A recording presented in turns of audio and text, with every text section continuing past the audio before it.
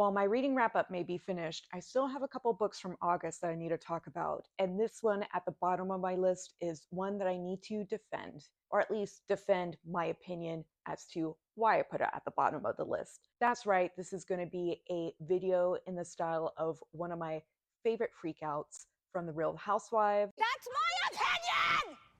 And as always, whatever opinions I have on this is not based off of the readers who enjoy it, but based off the author, because she was the one who wrote it. I'm going to be honest. I'm going to say that when I first started this book, I was all into it. So for anyone who really enjoys this, I get it.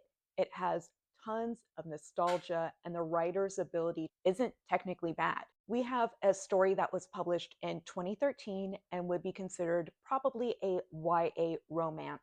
But this one does have some serious topics associated with it, so you may want to check your trigger warnings. Eleanor and Park follows the two main characters in a small town in Omaha.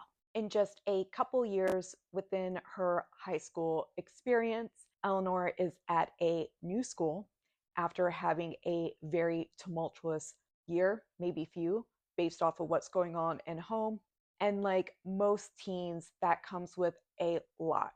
Making new friends, finding a group, hoping that you're not going to be bullied, and just trying to get through day to day until you could finally get out of there. Park has been in this town for a while, so he already has a friend group and an assigned seat on the bus. When they finally meet, it's less of a meet cute and more of a forced interaction, as he allows her to sit next to her so that way they can move on to school. And in this seat selection, we find them slowly bonding as they realize that they have a lot more in common, like reading, like music, and a comfort in being in each other's spaces. There's some red flags, and at first I was able to kind of just patter past them without any issues, but by page 60, it is glaringly obvious.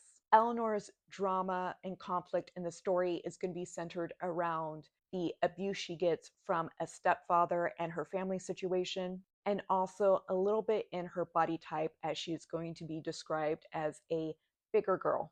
The issues I have is with Park. Sounds good on paper until you read the lines on the paper, but Park is going to be from a mixed family, definitely more stable. His mother is Korean, his father is American, making him Korean American. And Park being Korean is definitely something that is fetishized throughout the book. Once they start really bonding together and Eleanor causes a reaction in Park, she then internalizes an incredibly racist thing and tries to write it off by saying that's the most racist thing she's probably ever said. Okay, cool. Except that the book doesn't ever go back and address the racism that Park experiences with his own girlfriend and his own friend group. And it's not just Park that kind of gives me the ick when it comes to how minorities are used. When Eleanor starts to make friends that are girls outside of Park, they are two very stereotypical Black girls. The inclusion of minority characters in this book is very what would be described as token. There's not a lot of depth, and it's extremely shallow. And that's because the author Rainbow is not of those cultures. It does seem like what I could find about the book, that she is aware of the controversy when it comes to how she has included these characters. But her excuse was she was trying to bring a more diverse voice to the publishing industry. And the counter argument that's extremely valid is we can do that by uplifting those minority voices so that way they can get their perspective out there. There's definitely things in here that Eleanor goes through that's so important to be discussed, and I feel like a lot of people will be seen with the emotional upheaval that she was going through. And I really liked, some spoilers ahead about how I'm going to discuss the rest of the book, so skip on by if you don't want to know. But I really liked the little and big moments that came from Park's mother and father and how they tried to help out Eleanor and Park, but specifically Eleanor when they realized the situation she was in. There's some pretty offensive quotes that I'm sure you can find online from the book. Really kills the vibes and overall intention I think the author had for this book.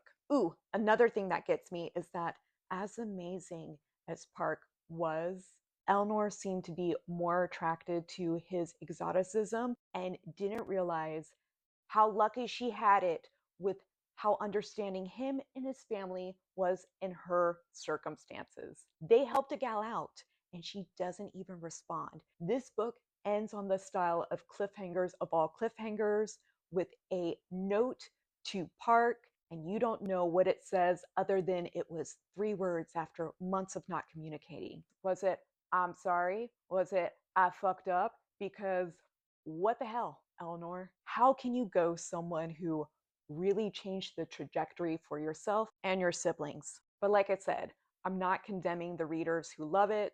I'm just condemning the author, but not so much that I'm going to completely say I refuse to read her again. This is actually a book that I borrowed from my sister, and she has another one, Fangirl, and I plan on trying to tackle that one this month.